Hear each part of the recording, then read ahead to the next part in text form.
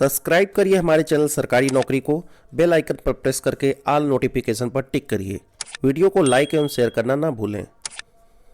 तो 31 जनवरी को होने वाला सीटेट का पेपर लीक हो गया, ये तो आपको पता चली गया होगा, लेकिन कैसे लीक हुआ, क्या था पूरा मामला, वो भी जान लीजिए। और 69,000 शिक्षक भर्ती के जितने भी दावेदार हैं, अभ्यर्थी हैं, उनके लिए कोई नई बात नहीं है कि सीटेट का पेपर लीक हो गया है। कोई भी पेपर लीक हो गया, 69,000 में उन्होंने झेला है।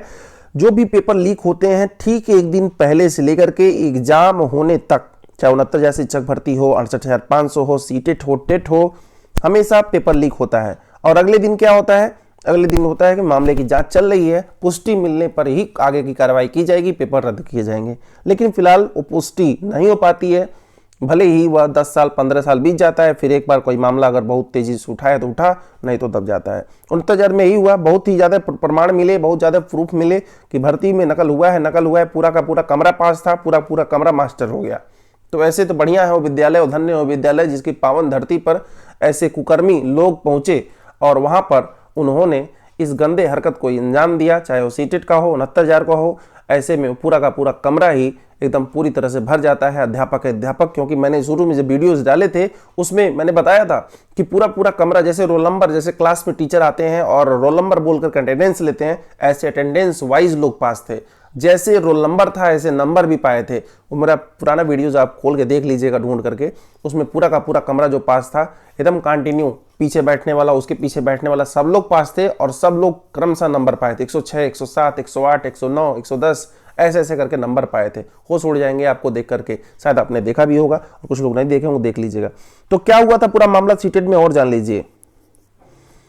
तो जो पेपर था, पेपर खरीदने वाला 3 लाख रुपया पेपर का दिया था, क्योंकि पेपर को सॉल्व करना है और पेपर को सॉल्व कराने के लिए 3 लोगों का होना बड़ा जरूरी है। वो आप जान लीजिए किन लोगों का होना जरूरी है। पहले तो जो एग्जाम करा रही है संस्था, उसका मिला होना जरूरी है, वो नहीं मिलेगी तो ऐसा काम नहीं हो पाएगा।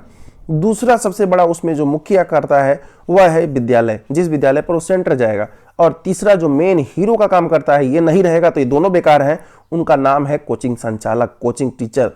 क्योंकि कोचिंग कर रहे हैं और वह कोचिंग करा रहे हैं, तो ऐसे में दोनों पारंगत हैं और दोनों पारंगति ही इस पारंगतता को अंजाम देते हैं। ऐसे में सीटेट के पेपर को इतनी अच्छी तरह से उसको अच्छे से सॉल्व करना, उसको अच्छे से क्रम वाइज रखना कि किस अभ्यर्थी के पास कौन सा सेट है और कौन सा उसे आंसर की दिया जाए, ताकि उसे दुविधा ना हो कि ए का बी मारना है कि किसमें का सी मारना है। उसे कोई दुविधा ना हो, बस सीधे ABCD, बस उसे 1 2 3 4 मारते चले जाना है, 1 to 150 तक, बिल्कुल टेंशन फ्री होकर के। उसको 10 मिनट दे दिया जाएगा, सारा बैठ करके गोला कर देगा। अब इसमें भी नकल के कुछ और तरीके अपनाए जाते हैं। पहला तो ये तरीका अपनाया जाता है, या तो उसे OMR डायरेक्ट बदल दें उसके पास ला करके। दूसरा, या तो OMR वह ले उसको एक नकली OMR दे दिया जाए, उसी तरह का वो बैठ करके रंग रहा है, गोला कर रहा है, बगल वाला जान ना पाए। और जब OMR सब इकट्ठा हो जाता है और विद्यालय में से बच्चों को बोला जाता है ठीक है आप लोग जा सकते हैं, गणना सबकी हो चुकी है, गणना सबकी, विद्यालय से बच्चे बाहर जाते हैं, तो फिर वो OMR चेंज कर दिया जाता है। तो 3 लाख में पेपर खरीदने वाला इस पर कितना पैसे कमा लिया आप समझ नहीं सकते हैं। मात्र आधे 1 घंटे में उसने 47 लाख रुपए कमा लिए।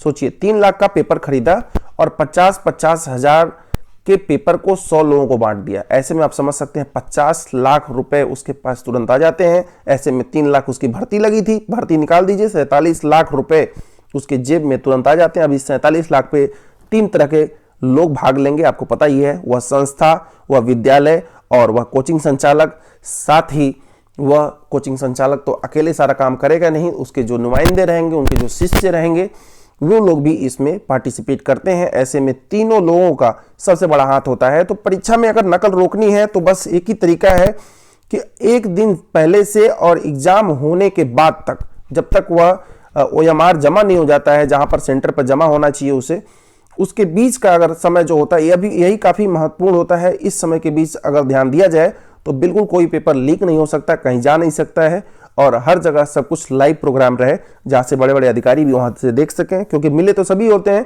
फिलहाल जब लाइव रहेगा तो उन्हें भी डर रहेगा, हो सकता है कहीं जनता ना देख जाए, कहीं लीक ना हो जाए, तो ऐसे में बहुत बड़ी समस्या आ सकती है। तो ऐसे में 69,000 शिक्षक भर्ती या आगे आने वाली भर्ती जो कि 69,000 जूझ रही है, ऐसे में अन्य भर्तियां न जूझें, उसके लिए बस यही प्रोग्राम कि सब लोग पहले से ही अलर्ट मोड में रहें।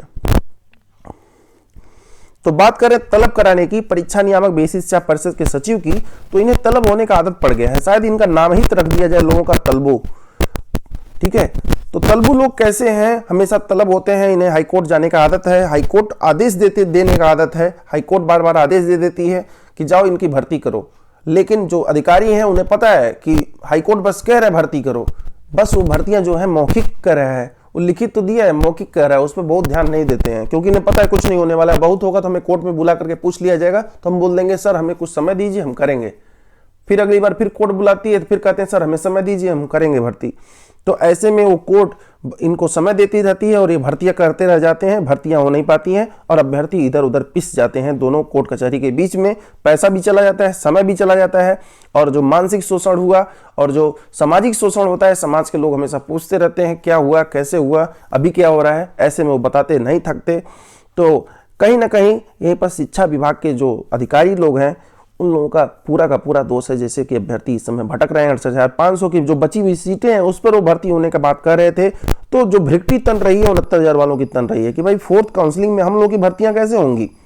ये तो चले जा रहे हैं 68,500 वाले ले रहे हैं, तो भाई इन लोगों की संख्या बहुत कम है। आप ऐसा ना सोचें 22,000 सीटें दूसरे को मिल जाएंगी, क्योंकि दूसरे लोग कोई है नहीं, उनके बाद आप ही लोगों का नंबर है। आप लोग सुप्रीम कोर्ट में मामला अभी जा नहीं रहे हैं, अभी लंबित है, इस पर कुछ फैसला नहीं आ पाया, इस पर कुछ हो नहीं पाया है, आपको पता ही होगा। इस पर कुछ विशेष बात नहीं बन पाई, जिसके कारण फिर इस पर प्रयास किए जा रहे हैं। तो ऐसे में जो भी इस पर निकलेगा कुछ से बता दिया जाएगा। फ्रेशर अभ्यर्थी हैं, बीएड प्रवेश परीक्षा के लिए आवेदन करना चाहते हैं, उनके लिए खुशखबरी है, क्योंकि 18 फरवरी से फॉर्म स्टार्ट होने वाला है यूपी बीएड का, और 15 मार्च तक ये लास्ट डेट इसका हो जाएगा। वहीं 19 मई को इसका एंट्रेंस एग्जाम होने वाला है।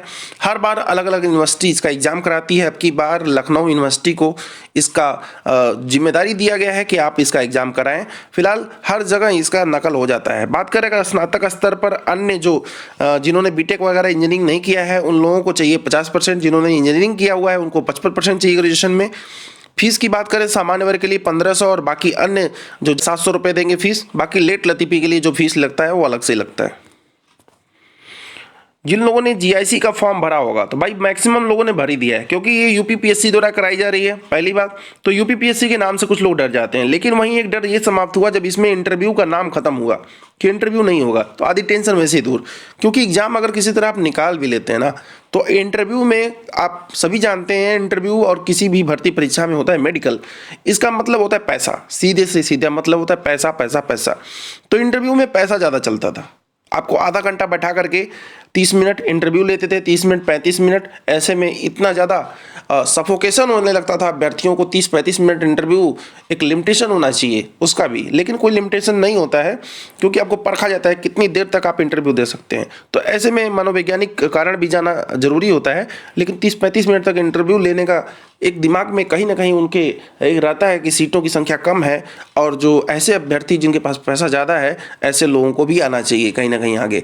तो ऐसे लोगों को मौका मिल जाता है। तो इंटरव्यू समाप्त होने से जो जेब कतरे हैं, जो पैसा लूटना चाहते थे, ऐसे लोगों के जेब पर लगाम लग चुकी है। और प्रवक्ता पद के लिए जो 5 लाख आवेदन अब किया गए हैं। बाकी अगर सीट की बात करें तो सीटों की संख्या आपको पता ही होगा, सीटों की संख्या 1473 है, 1473 पर भर्ती होनी है। इसका कैलेंडर भी जारी हो चुका है। जो प्री का एग्जाम है 20 जून को कराया जाएगा, तो 20 जून के एग्जाम के लिए आप सभी लोग तैयार रहे हैं प्रवक्ता पद के लिए। तो बहुत बहुत बधाई हो उन सभी अभ्यर्थियों के लिए जिनका आवेदन स्वीकार कर लिया गया है। जिनका नहीं स्वीकार किया गया है वो लोग अपना चेक करें, और उस पर एक डिटेल आ गया है, शायद आपका फोटो वगैरह अगर कुछ मैच हुआ है, एक लिस्ट आई है, उसको आप जांच कर लें और जो भी आपकी त्रुटियां हैं उसे सही करें।